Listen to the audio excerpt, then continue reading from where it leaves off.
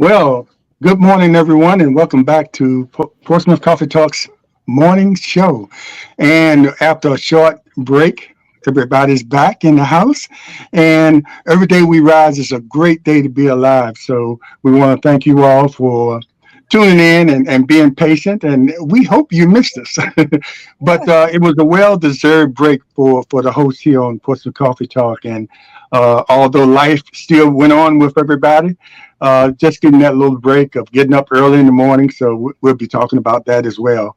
But anyway, my name is James Lim Overton, and I'm here with co-hosts Leah Drake Stitt and Thomas the Colonel Chapman, and guest host Dr. Ernestine Duncan. Good morning. Good morning. Yes, good All morning. right. Good morning, everyone, and welcome back. And Roderick Hawthorne couldn't make it today, but he'll be back next time we have our host. I think we're going to have quite a few of these host shows. It's just so much that we have to talk about that's coming from us that we don't always get an opportunity to do it. But we're still going to have our guests, and we're working on. Well, anyway, I won't talk about that right now, but it's going to be something interesting coming up with some people and citizens in the city of Portsmouth that might have a little different ideology than we do politically. So that's going to be interesting when some of them have agreed to come on. So stay tuned for that. But anyway, we're going to start talking about some. But first, let's. What did y'all do during the break? I mean, I know. Some people went away and some people stayed, but anytime you can get, when you have multiple things going on, anytime you can get a break from one of them, that's a blessing, and that sort of is almost a relief, although many other things continue to go on. So briefly, if anybody want to say what they were doing during our little break, Well, James, let me commend you first on this change of the face of Portsmouth Coffee Talk. As we were sitting back relaxing, you were busy. You were busy getting StreamYard going and getting a great intro going. And I mean, it's a pleasant change to see the intro here for Portsmouth Coffee Talk. And I just commend you for a job well done. And I got a little break and much needed break. Got some family time in, which is always good time. So it was a good, much needed break, and I enjoyed every second of it.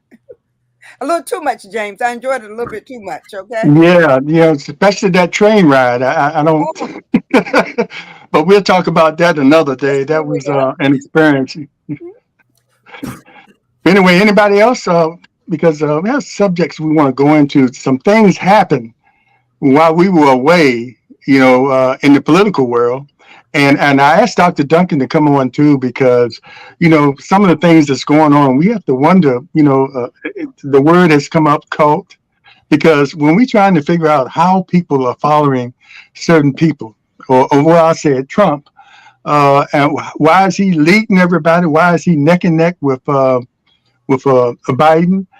And he's been indicted 3 times, and with a 4th one coming up. But we'll discuss that. But anyway, if nobody else has any wants to talk about what they went through while they were out, we'll get into the subject. Yeah, I took a quick sabbatical, and we went to our annual trip to Hawaii. It's turned out annual because we look like we're going every year for the last 7 years, except one time in COVID. Went down to visit my daughter down in North Carolina a couple times. Got my grandson living with me now for the summer, and just been busy doing that thing. And the great thing about that was a family. It's all every year. It's a family thing, and isn't that so important? I'm sure Dr. Duncan will agree with that. It's important getting together with family. So many times, or so many of us have gotten away from that. And Leah talked about going to visit her family. I had a chance to go to Atlanta to visit my daughter and granddaughter. And that's something that we need to do. We need to keep that connection, because at one time that was no problem because we all made sure there was Sunday dinners that everybody had to come Exactly. to, or the regular everyday dinners where families sat together and talked about certain issues. So that's why it's important for us to continue to do those family things, because we're not going to be here forever, and we have to create those memories for the next generation. Exactly. So they have something like we have something to look back on, especially with all this technology. We can capture everything. We don't have to miss a thing. But anyway, I just had to throw that in. But anyway, while we were away, Colonel, Right? let you start this off. The Supreme Court Yes. struck down affirmative action. And Leah, you complimented me on the new setup, and I had it set up to maybe I have to work on that more, where I was going to be able to play some comments from the other side or different people that we could sort of use it to base our conversation on. But Wonderful. next time I'll have that up and running. So, but Okay. anyway, Carol, what do you think? I mean, affirmative action, they've been working on that for a long time. It's always been something where they just needed the people in place to pull it off.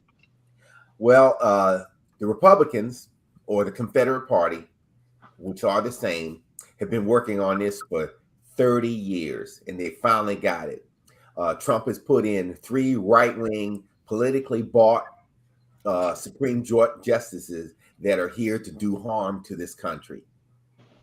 And I don't say that lightly. They are here to do harm and change this country forever. So they've struck down affirmative action because they believe that if they give a hand out to the others, then they are being replaced. And and basically affirmative action, when they say affirmative action, they look at Black folks getting a hand up, which is not in their best interest as they believe. But affirmative action, if you look back at it in its totality, helped out more white women in the business field, more white women get into higher education, like all law schools or the some of the elite graduate schools, or even into colleges. It helped them out more than it helped us. And if you look back, we talk about affirmative action, it actually spills down to even in contracting with the federal government, even down to the city level, it's going to affect us. Those programs that says we want to set aside so much money for minority contracts, you're going to have some right-wing racist white person to say you need to get rid of that because you're giving them a handout, even though we get a very small taste of that government money. We are probably the first. Well, no, we are not. We're not probably. We are always the first shut out and the first left out. And now that's my piece on affirmative action. It is wrong. It is wrong and wrong. And it leads to what is next for the Supreme Court and the Confederate Party. What do they want to do next? And I have a whole list of things that they are planning to do. So what say you? I'll put it out to the group. I see, Ernestine, you are shaking your head. I agree with you wholeheartedly. And when the question came up, I actually remembered having read a statement from the Association of Black Psychologists in regards to this decision against affirmative action. And it brings to question the age-old discussion about self-sufficiency for African Americans. And I talk a lot about this from the perspective now of education, because many times, and the impetus for this came from admission policies, particularly at Harvard and at in North Carolina. And so there's the suspicion that students of color are given an unfair advantage through affirmative action. Well, the Association of Black Psychologists has put out as their statement that we should never seek validation from those who oppress us. Thank you. And so, with that being said, then how is it that we can be more self-sufficient? Our hope in higher education is that we will see a resurgence of the power of HBCUs, that students will then come to us, not only because of a great educational experience that they can get, but also because it is a safe space. I agree with you 100%. What's next? And so the kinds of things that are being unleashed against people of color because of this whole idea, and I think we're going to talk about this later, what seems so illogical that people are ascribing to is a form of groupthink. And that is when people in a group begin to think things as illogical as they might be, as crazy and distorted as we think that they may be. It's almost the mob mentality. And so I agree with you 100%, and especially as it relates to education and higher education. I think it's going to be important for us to become as self-sufficient as we can, because we cannot anticipate anything positive from those who oppress us. Well, you know what? I'll butt in here now and say, you talk about coming back to HBCUs. I think that is the place that we got to start, and especially with the big universities like University of Alabama, Mississippi State, Mississippi, and those that, especially the athletes. Thank you. The athletes. They need to know that they are only working in the field for a little bit of time. They're not historically, and if you look numerically, they're not getting an education, but they're using their bodies and minds for 1 to 3 years. They're not going to be there most of them aren't going to be there 4 years. Come back to HBCUs so you can rise up for the Gramblin's and the Southerns and the Norfolk State's Hamptons, and that same growth will be there. The same talent level will come back, and we could shut down those folks because nobody will watch those programs, WPIs, if Black athletes were not there. Exactly. And they have to get in their minds that they are doing themselves a disservice and doing America a disservice by staying in those systems and propping them up. You know, all programs in all sports. Agreed. Yeah, I have to say this, Leah. You get in. Talking about affirmative action, and the people that took advantage of that or were beneficiaries of that. You still had to be sharp. You still had to maintain when you got there.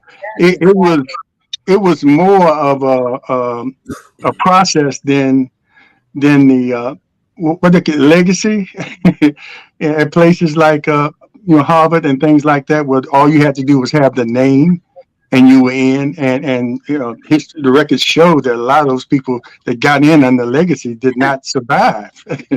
But most of the people that got in through affirmative action, finished, because it was something that they had to. Most of those universities went after them. They might have been on their way to a HBCU, and then here comes Harvard say, well, okay, we're trying to fill this quota. But, I hate to use that thing quota, but it was more of giving people the advantage that they might not normally have as far as being admitted in a place like that. And most of the people that took advantage of that, even Clarence Thomas, succeeded after that, and then he's one of the ones that votes against. That's kind of crazy. But Leah, I know you travel around and you come in contact with a lot of people that may have might have taken advantage of affirmative action. So how did you feel when you first saw that come down? You kind of knew it was coming, but it still kind of hit you, when they actually did it. Well, we all knew that it was coming based upon the makeup of the Supreme Court. However, my first thoughts went to the athlete. I'm sorry. My first thoughts went that if we could get those athletes back to the HBCUs, we can once again return to that greatness that we always had. Under the segregated school system, our school systems were always great because our teachers had to be better qualified. Our teachers cared. We were a community. And maybe we need to get back to that community because we have lost a lot of our children because our children don't have any sense of history at all. Many think that because of integration that they have arrived, and they don't realize even though they've arrived yet they've not arrived, okay, because they've lost so much in arriving to this place that they think that they need to be. So maybe it means once again that we will get back to um, reclaiming our youth because we're losing them daily. So, and I tell you what, and my granddaughter, I mean, I went to HBCU, my children went to HBCUs, and as I say, if you can graduate from the HBCU, you can make it anywhere in the world. You hear me? Because they put you through challenges that you may not get in those other schools, but they help you to work your way through those challenges as well. So it may be a good thing. you know, Something would say some things that are meant for our bad, God turns it into something good. It may turn out to be something good for us. Yeah, I think at that point, it probably was a good thing to have that because, and you can go back in history. A lot of black people went to those universities, Harvard and things like that, but it still wasn't as fair as it could have been. Mhm. And at the time, it was something, it was necessary in order for us to get in there. But now, if you think about the sports, most of those guys that played sports in the late 60s and early 70s went to HBCUs. You That's think right. about basketball, Earl Monroe, you think about Sam Jones.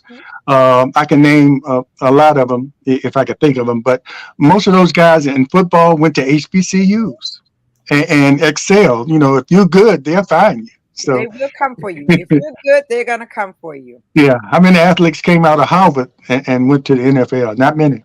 Yeah. Well, I beg the difference talking about good, something come good from the striking down affirmative action. I'm an exact opposite. I believe that it needs to stand, and because one, we always needed they started making the slow burn of saying we don't want to use the word quotas. Then they came after, made the ban, made the stand say we're going to get rid of affirmative action, and we still need that as an institutional guardrails to help us in the business world and in society, because we know that we are the last ones in and the first ones out in the downturn, and the right or the Confederate Party wants to return us back to the 50s. Now, these young folks don't know how the 50s were, Mm-mm. but we are traveling down that train track at full speed, and there is no person in the well, actually, there's only one person in the presidency now that is at the engine room that is trying to put the brake on this train, and that's Joe Biden. And I say that, and I'm making this connection for those young folks out there and old folks and black folks, people of color, that if Mr. Racist Trump gets into the White House, they take back the Senate, which is projected, and keep the House. All bets are off. So if you're getting, say, if they want to, they've already said they want to cut, if not eliminate, all these social programs. So if you were getting a Section 8 payment, some kind of assistance for elderly, for your housing or your heating or cooling, expect that check to be gone within a year, because it will be slashed the minute they take office. But Colonel, also we need to kind of think further back into the rationale as to why they're doing the things that they're doing. I forget what year it is. Is it 2030, 20 something? They're going to be the minority race within the United States, Yes. people of color will be the majority. So I think what they're doing, they're trying to preserve their place in time right now, because it's going to change. It's going to change. And I think that a lot of them are fearful of the change that's going to take place because of the atrocities that they have committed through centuries. So I'm sure a lot of your thinking is, like, wow, pretty soon we're out of power. What are we going to do when we're out of power? Who are these people going to come into power? So I'm sure a lot of their thinking and rationale is behind the fact that their numbers are changing. And the numbers are changing daily. So there's Yeah, fear. There's fear and involved in that. And Carol, I agree with you. We still need it, but I think the conversation headed going towards the HBCUs. We want people to know that the HBCUs are there for you, and you can get just as good as education from there. And I think a lot of the colleges are going to continue to do what they do. They're just not going to call it affirmative action. It's not Yeah, going to be under that. yeah, Many of them have already said they're going to continue to recruit how they've been recruiting Yes. because they want that diversity. They And need the you can diversity. rule out affirmative action, but you can't tell a college how they recruit. And I think that it's still going to be some of that going on in a lot of these colleges because they want that diversity. It's good for their environment. And a They want diverse population brings about different thought patterns. We bring different things to the table. So if you only have that one mindset at the table, you're not going to move in this world. I'm sorry. You need the diverse population in order to make this world run the way it's supposed to run. I One, think one one of the correction. biggest One correction. You said just as good in education. I believe, in my opinion, that we Better, get better better. education. Better Yeah, education. That's what we have to use, not the word just as good. We get a yeah. better education at HBCUs because of what, Ernestine? We're part of family. That's right. We want to see you exceed. That exactly. is what I got from Norfolk State. I remember the first orientation, and I can't think his name. The doctor came in and says, "We want you. We have different standards of getting you here. We are going to get you out as long as you do the work to get you out of this program and send you on your way so you can be successful in society." I would not have gotten that at a WPI. And I graduated from two of them and two HBCU schools. And the HBCU schools, I got a much better education than I got at the other ones because I just walked through them and I really didn't learn anything, but I breezed through their programs. So let's say you on the educational side, Ernestine. I couldn't agree with you more. One of the things that I think gets overlooked or sometimes misunderstood in regards to these affirmative action programs is that they are granting access to students who are not eligible. Students who gain access to whatever institution have to meet the eligibility criteria. So the reason why these students, to your point, James, that they succeed and they go on, the reason why they do that is because they arrive with all of the skills and all Exactly. of the eligibility that everyone else who's been admitted to the Harvards, to the PWIs, they have to meet those criteria just the same. Sometimes people misunderstand or they think incorrectly that there are students who are ineligible who have been given admission through affirmative action. It is not that is not there is nothing further from the truth. These students are as eligible, sometimes more More eligible eligible. That's than the right. legacy than other students who gain access. And it is that reason that the schools then recruit them for their diversity, but for to provide the students with a better opportunity. I know that at Norfolk State University, it is exactly as the colonel says. There are faculty and administrators there who are committed to the success of our students. We are the faculty that knows about you having to babysit because your mom has to work. We're the faculty that knows that you can bring your child to class because you couldn't get a babysitter. But because we are committed to your education, we're going to try to help you get through and overcome those challenges that may get in your way.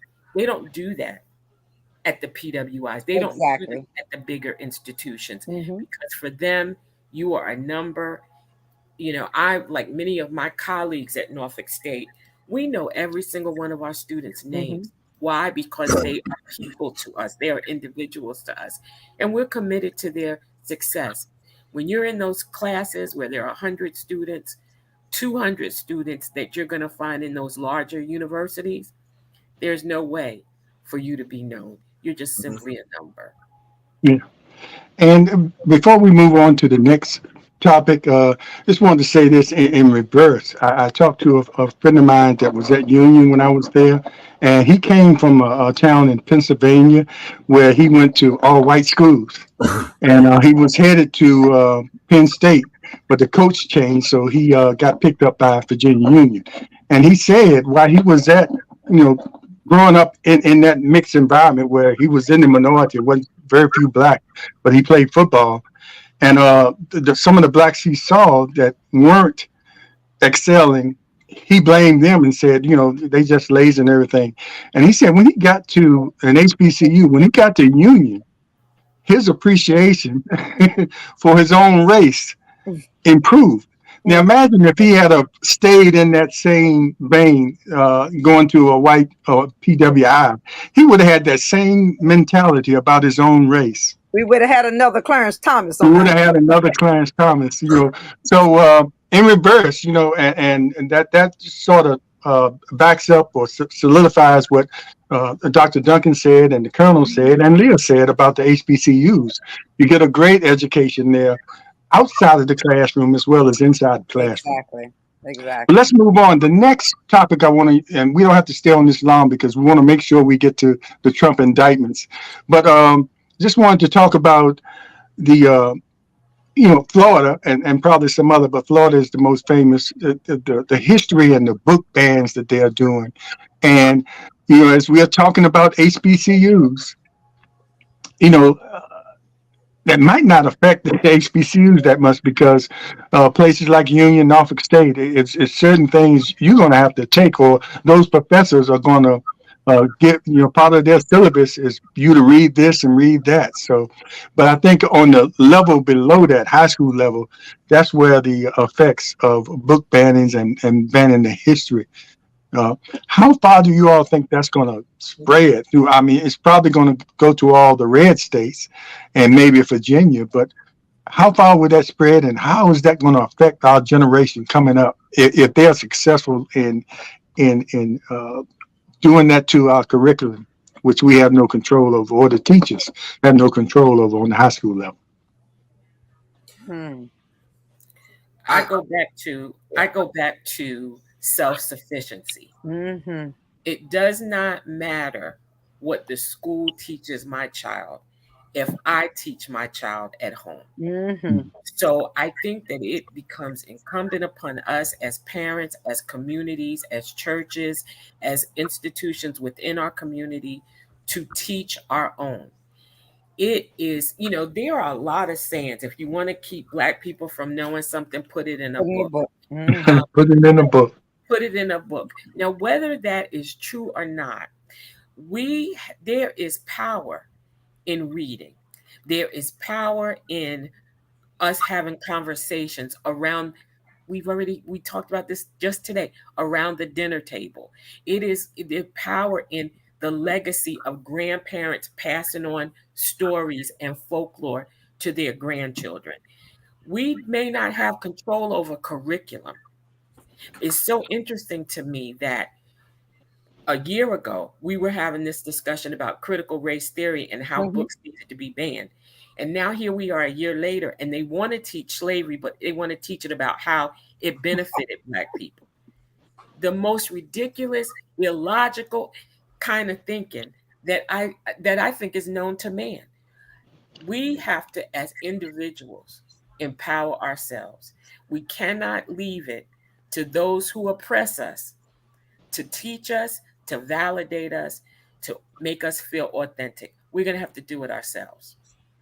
Dr. Duncan, I agree wholeheartedly with you. And I mean, for years, I always said that we were the only race who sent our kids to school and expected those who did not like them to teach them about themselves. Um, I mean, as you travel, you see Native Americans, they're holding classes on Saturdays for their kids so the kids can reclaim their language, reclaim their heritage. The Jewish children always had a place to go to learn about their history, to learn about their culture. Uh, Other groups come to Hispanic groups, they come together, they teach the children about their history and about their culture.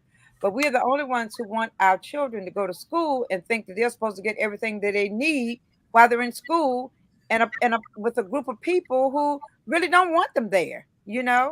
And so all of this book banning business, we are going to have to get back to the days when we had the Sunday schools, when we had the programs in the church where we taught our kids. We had programs in the community where we taught our kids. This is just the beginning with this book banning, I am sure, because I'm listening to so many others who are saying that they're ready to jump on board with this. And did you notice in Florida, a part of that curriculum that they had about the African American individuals who they mentioned who supposedly became great because of having been enslaved, they had their names wrong as far as the areas in which they were sufficient in. So they're not even accurate in the information. They're so quick to get out there to do this that they're not accurately looked at these individuals to see what their accomplishments really were. So they're giving false information on top of bad information. You know, I believe it's part of the plan because you look at for the midterms for 2022, the culture wars spit out the CRT as a division line. We talked about, you know, critical race theory was only taught in law school, but they filtered it out to say it was taught in all the way down to kindergarten to stir up that side of the weak-minded folks of America, that 40% that follows Trump and the rest of the white nationalists that makes up another 60% of the population. So when you talk about Florida, their governor, DeSantis, or whatever he calls his nuts, D or whatever DeSantis, is just a figurehead of that, and he's the point guard of that whole thing that they want to get done once they get total power. And he has total power down there in Florida. So what you see in Florida is coming to America, just like Eddie Murphy and it is coming to America. That's what they want to do. And I have friends. I have a friend of mine that's a PhD instructor down there in Florida, and he says it is so crazy in the educational piece that if you say anything, one student come out there and says they felt uncomfortable with what you were saying, you are gone. How can you live like that? And they're losing teachers, Colonel. Yeah. Teachers they're not coming back to teach in Florida. They're leaving by droves. So what happens now? You know,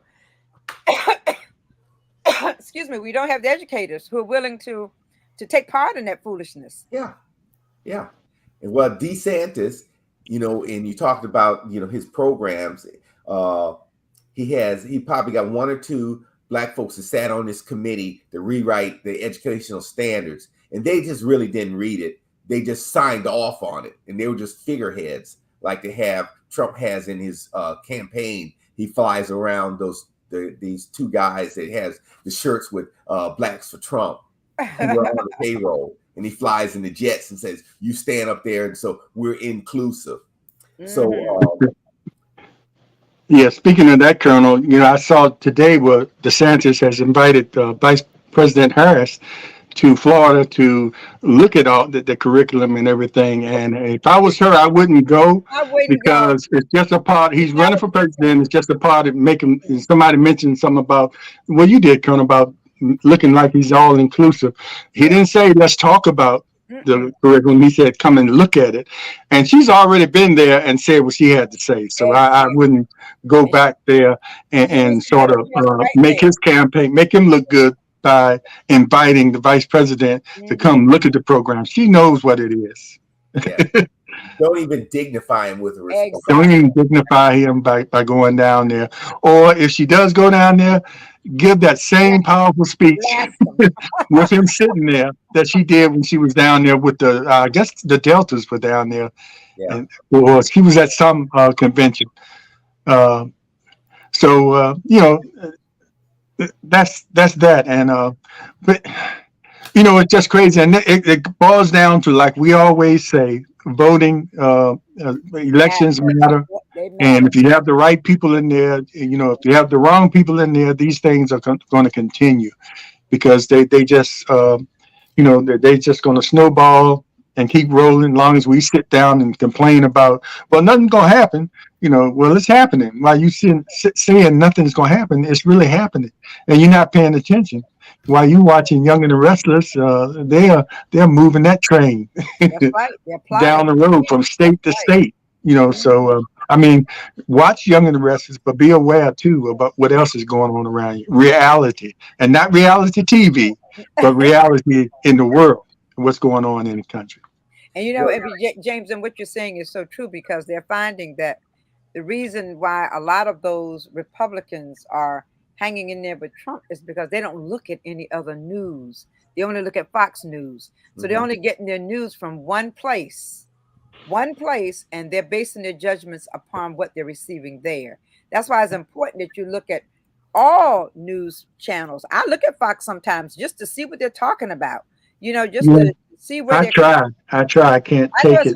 it's hard, but sometimes you gotta do it. You gotta do it sometimes because You got to do it. I try to stick it out, but it's hard. then they start I the know, lies and the I know. It's a hard and you thing to can't know, but we got you to can't do it rebuttal. so we can know where they're coming from, Yeah, indeed. Because right I now, think go ahead. I Right look now, at your it also. governor is on the list now as a possible presidential candidate. They're looking to move him into the fold because they think that he could come in and take over where DeSantis has fallen down. you think you can get closer than anybody else that's running? No, You don't even no, know the names. no. And as we go into the indictments, look at all, this is Trump's, even though he's being indicted, but, he's in the news every day. Mm-hmm. And like it was the first time, the news will follow him every day. You don't even know the other candidates except the front runners or maybe a few. But it's crazy. But before we go into that, I want to put out something to our viewers. And if you want to be, this is something we want to try to do. If you want to be a part of the program, we have plenty of space in here. We can put a lot of people in here with us. We appreciate you watching and making your comments, but we're giving you the opportunity to be a part of our conversation. So let us know, and we'll let you know whenever we're having the host talks and what subject we'll be covering. And if you want to be a part of that conversation, we'll be looking for that from you. Whether you agree with us or disagree, we want those people that disagree, because I think it's stimulating conversation. And the only way we can get to know each other is get to know why we vote a certain way, why we think a certain way. So we might not agree in the end, but the conversation is necessary, I think. As long as we sit back and don't talk to each other, nothing good can come out of that. But anyway, that's just giving you opportunity to be a part of the Portsmouth Coffee Talk morning or evening show. So just let us know, and we'll send you an invite, and you have to participate. But anyway, go ahead, Colonel. Well, Leo mentioned Uncle Tim and from South Carolina. Yes, Lord. They are propping him up to use him as a prop also to say we are inclusive. We got our one. Back in the day when the 50s and we were transitioning through the civil rights era and saying we need to be inclusive. So we always have the one to sit at the door to carry the coffee and say we are inclusive. And I got a black friend, and that black friend is Tim Scott. Uh-huh. who has been in the Senate for a long time, who has not done anything for anybody but be a figurehead. And if you look at his platform and what he says, he talks about his family, who has come up through slavery, and sharecropping and the whole works. But he has forgotten and spit on his past for what he's done since he got to the Senate, when they allowed him to say when he was picked or to be the senator from Haley to be the senator from South Carolina, and has done nothing since then. So I'll say that first. So I got that off there. And as far as Tim Scott goes, or Uncle Tim, and somebody mentioned Clarence Thomas, who has never gotten right. So when he was accused of being a sexual predator way back in the day during his confirmation era, he has always been against people of color because we didn't come out and support him. And he wanted to be sat in Thurgood Marshall's seat. So when I refer to, say, somebody like Justice Brown, I always say she is the second African American to sit on the Supreme Court. I don't call and don't give credit to Uncle Clarence. Mm-hmm. And I use the word Uncle Clarence, and you can look at the connotation when I say uncle. So I see, Ernestine, you're shaking your head.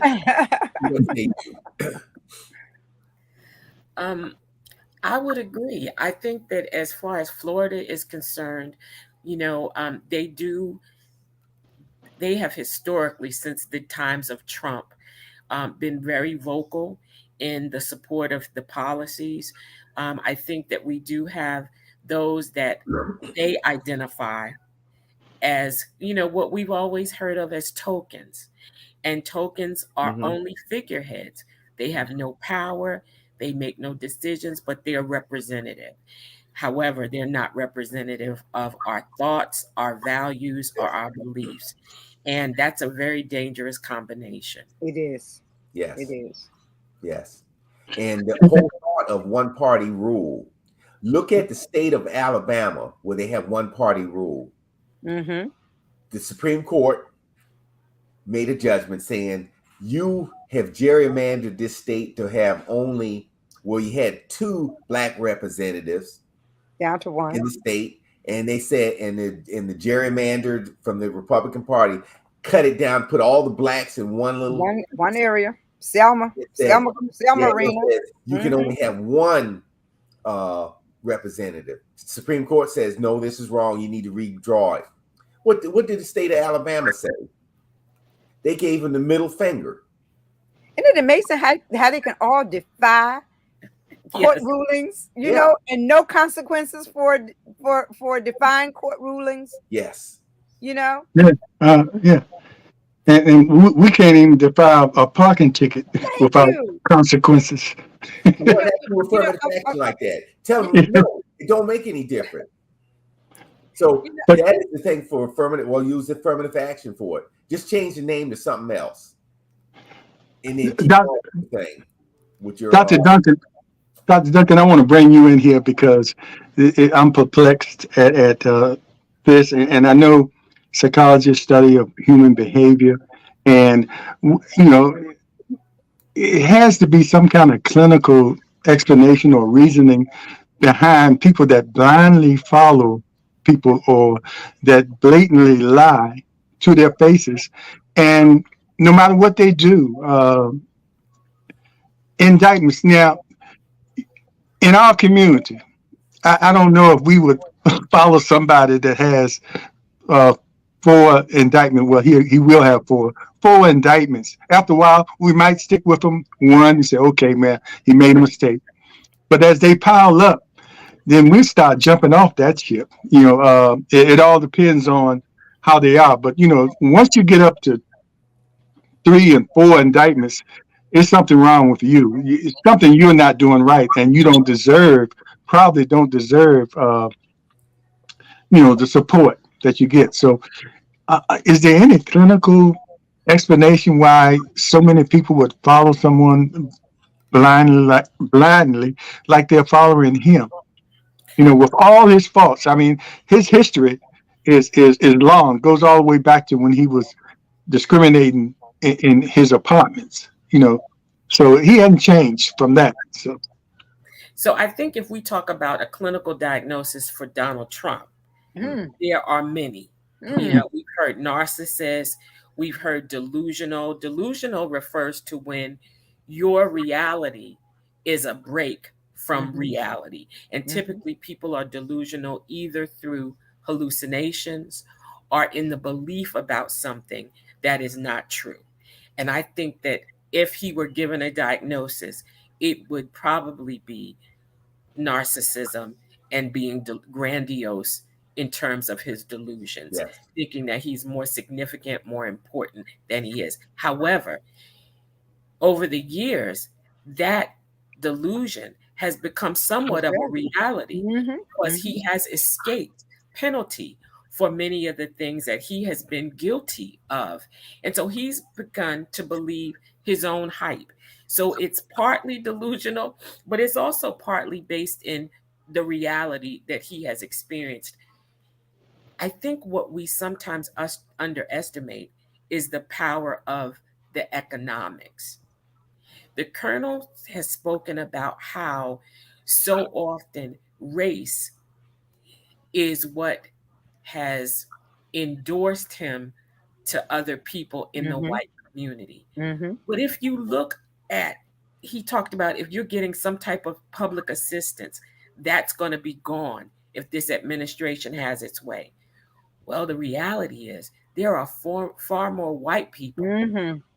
who receive public assistance than people of color. And of course, Exactly. that's based on racist policies where people are not determined eligible based on the color of their skin. But what a lot of white people who are endorsing these policies and they're endorsing Donald Trump don't know or don't acknowledge is that when these policies go into play, they are going to be the ones that are negatively impacted more so than people of color because of the numbers, right? Mhm, We don't mhm. get the eligibility that they get. But I think that the other issue, if we want to talk clinically, is the notion of what I referred to earlier, and that is groupthink.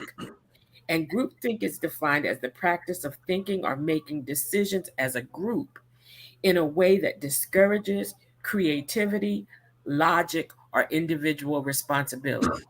Clearly, we saw that the mob mentality that Mhm. took over the Capitol, the mentality of these people who endorse Make America Great Again. These individuals are not thinking individually. They're not thinking about the impact that it will have on them or their families, but rather they're in a group think about white versus black. Mhm. Exactly. Yes. And that is a danger, not only to that community, but it's a danger to us as a community as well. Because when you think about the fact that these kinds of things are happening in our country and Black people are turning a blind eye to it, Mhm, what happened to the days of boycott? What mhm, happened to the days of we're not taking that anymore? Now, just this weekend in Alabama, there was an episode where Black people became unified. Unfortunately, it was very violent, mhm, but it has reached that level of energy that's needed. They took control of a situation in which some racist white individuals mhm, were attacking one person, mhm. and they said, "We're not going to take it Not gonna anymore." take it. And Mhm, they executed damage. But as a group of people, we don't do that. We don't do it. We don't march anymore. And I think one of the problems is that as a society, we have become more mhm. individualistic. It is only about me and mine, and we don't concern ourselves for the greater good. We have to get back to that if we're going to take our power back. You know, Ernestine, I agree with you. The one word you say, we don't march anymore. I think marching, in my opinion, is for show. It shows a piece of strength that we are collectively for an issue at that time. But the real power is massing the voting rights of people and massively going down to the polls and voting. That is the number one power that we all have, and that's the one we give away each time there is an election. I agree with you. I think there's also power in the dollar. Yeah. But I think that before that, when you look at all this redlining and how districts are redefined, and we look at politicians who no longer have a place because now they've changed communities. When we look at how they enact these laws where you have to stand in long lines to be able to vote, people don't understand that if all this energy is being gone to deny the vote, then it must tell you that the vote is important. But we don't fight against that. We just say, I'm not standing in that long line. I need water. You can't have water when you're in the line. And we give in to that. So I agree with you. The power is in the vote. The power is in the march. The power is in the dollar. We need to stop spending our money at these places Exactly. where they clearly are not in favor of rights for people, equitable rights for people of color. But we don't do that as a collective, as a group. Our group think needs to be more about enabling and empowering our communities, but we think more individualistically, and it doesn't get us where we need to be. Yes. You know what? I got one thing to say when you talk about power and money. I Go ahead. down the city of Suffolk, and right now down the street from the courthouse, a couple 300 yards, there's a restaurant there that had it had a Brandon sign, which is saying an anti-Joe Biden sign. So I saw that, it caught my eye out the right side, and I pulled around the corner and parked and walked in. And so it was a restaurant. I walked in like anything. I was going to eat lunch, and I sat down, grabbed the menu, and like I was going to spend a whole bunch of money. I put my wallet out there and all this money out there. They thought it was going to do it. And then the little waitress came out, and I says, "What's that sign out there? What that mean?" It says, "Yeah, we don't support the president, whatever." And I said, I put my stuff back. I said, put it back in my pocket. Got up. I says, I can't I can't support a racist institution like y'all. And I walked right out the door. And it took me time, because I had to go around the corner, find a parking spot, and walk back there just to do this statement. But that was my statement for the day. And that was your march. That was your march for the day. So I just had to get that out. So I had voted with my pocketbook. Yeah, that's necessary too. And I'll share this little short story. And Dr. Duncan, that's why I wanted to have these little things, and maybe next time I can bring them up where people are actually quoting and I can bring it up. But this reporter was asking Trump supporters, well, he was giving quotes that were actually by Hitler. And he told them it was by Trump. Right.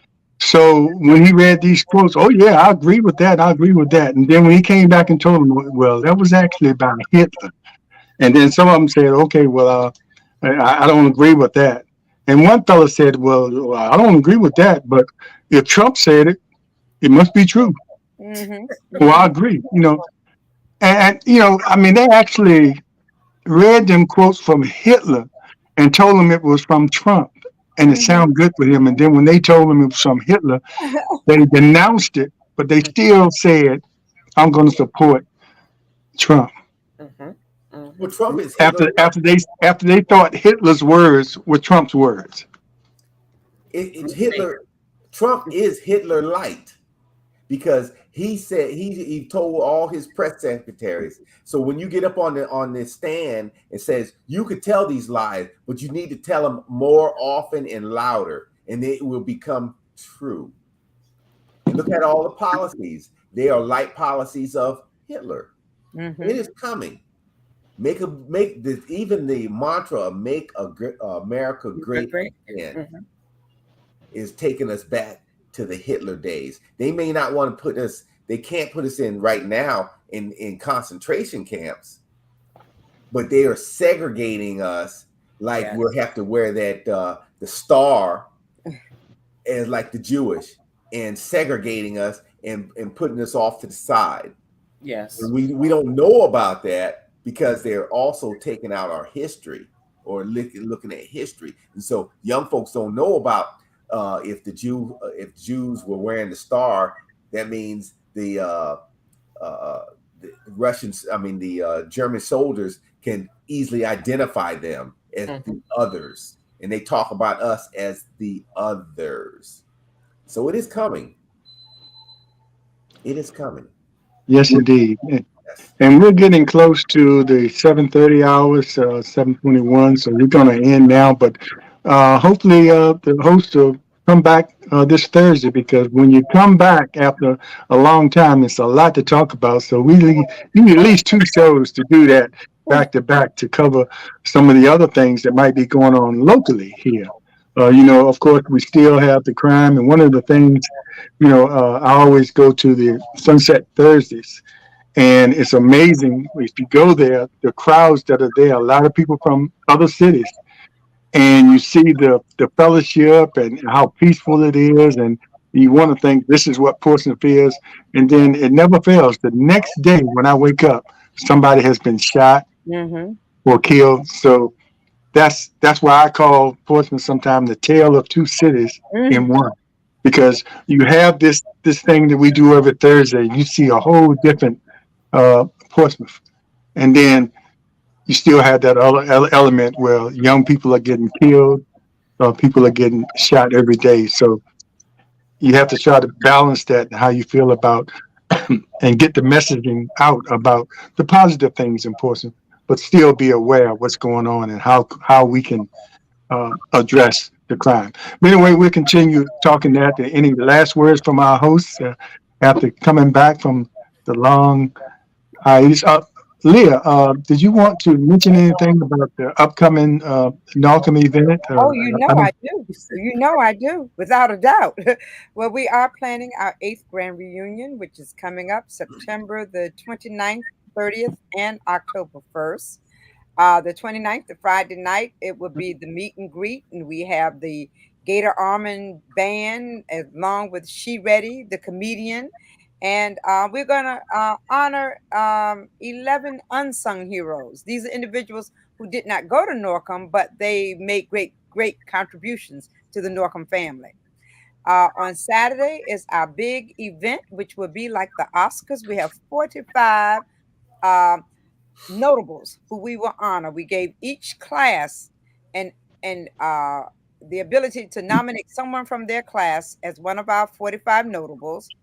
And we will honor these individuals. And this will be done every 4 years. We are going to select individuals to be honored who have done great things, who have displayed the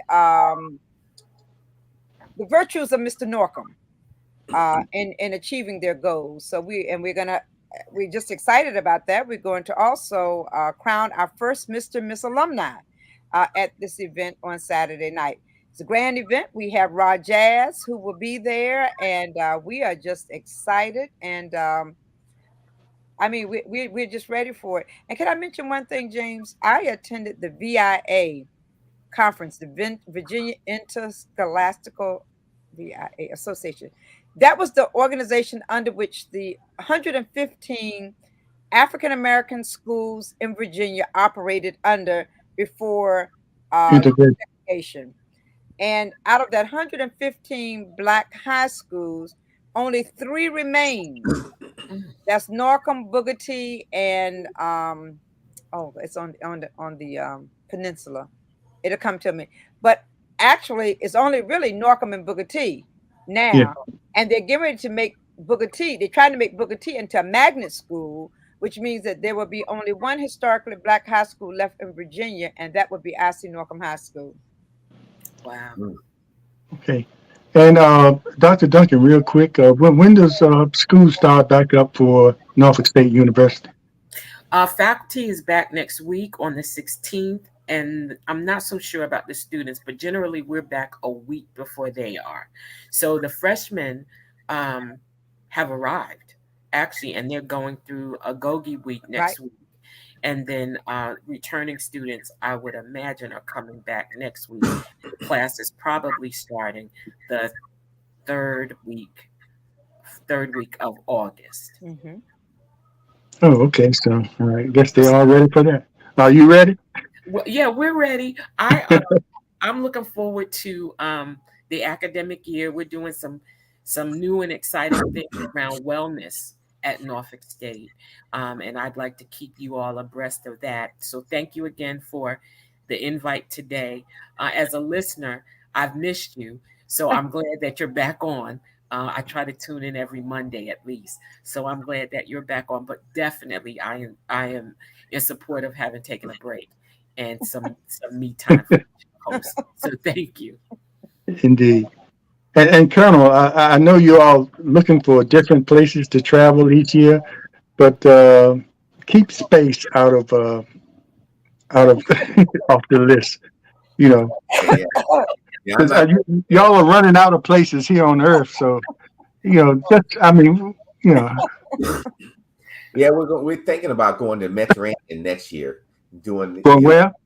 in some countries like Greece and the Mediterranean next year. So we're going to try. Oh, okay. But Ernestine used the word wellness. So my closing statement is I'm gonna give a public health statement. COVID is still here. And there's about 300 people a day die in America, still dying. Our COVID numbers are going up. Riverside just expanded their COVID ward because they were full and put an extra capacity there. So if you haven't gotten your COVID shot, and also if you have not gotten your second booster, you need to get it. And you need to get it before October 1 because the Republicans are going to cut off all the money for COVID shots. And so after that, you'll have to, unless you go to public health, you'll have to pay for it. Exactly. So you need to get your booster before October 1, before they have cut that off, because they know that if I wipe out another Black folks, you got to go. And that's my opinion, though. So get your booster so you can live and fight on. That's it. All right. Well, thanks everybody for coming back. We really appreciate you. Much love to you all. And again, to our listeners and watchers, please, if you want to be a part of what we do here and be a part of the conversation, let us know, and we'll send you that invite.